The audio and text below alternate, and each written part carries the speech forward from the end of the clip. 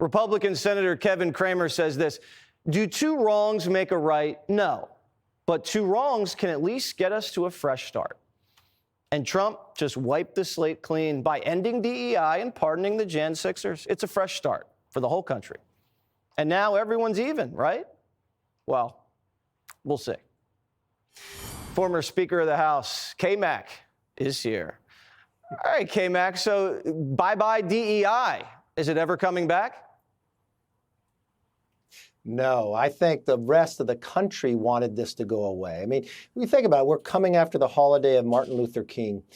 They want to be judged by the character of who they are, and that's exactly what President Trump is doing. I mean, what's so unusual is here we have a man who ran for office, made promises, and is keeping them on the very first day. Why is that so shocking? This is what the American people voted for. They had a clear choice. And what's so ironic here is the Democrats' candidate was a DEI pick. She never went through any campaign. They put her up, and she lost. America has spoken, and President Trump is carrying it out. Well, Trump at the Rotunda promised to make Martin Luther King's dream become a reality, and I guess he just did because he killed DEI. So check that off the list. When you hear people talk about Jan 6, they're very upset about the pardons. How do you react to that?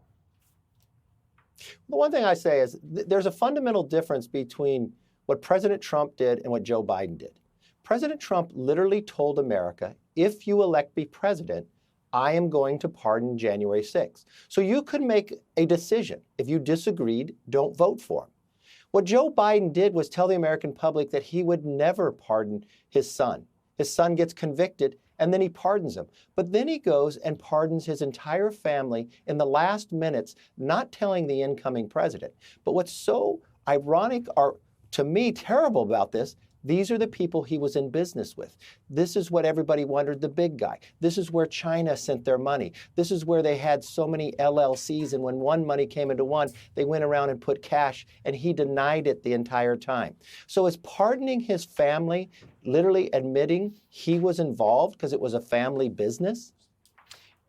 When you watch Trump, we showed some sound of him yesterday squaring off against one of these wicked reporters. He seems really calm, and he seems to understand that he owns the full power of the presidency, and he's ready to execute the duties and the responsibilities to the fullest extent, unapologetically. What do you think that means for the second term? Well, I think people have to understand. President Trump is better prepared to do this job now than at any time in his life. Because first of all, when he went in the first, true, he'd never been elected before, he listened to people that didn't give him good advice. He only has 4 more years to go. But now he knows the job. It's kind of like Malcolm Baldwin. He's got the 10,000 hours. But what was even better, and it was tough, he left the White House, because what happens, you get isolated in there. You don't get to see the American public. He goes out, and no one would ever have to go through the battle that he did to win.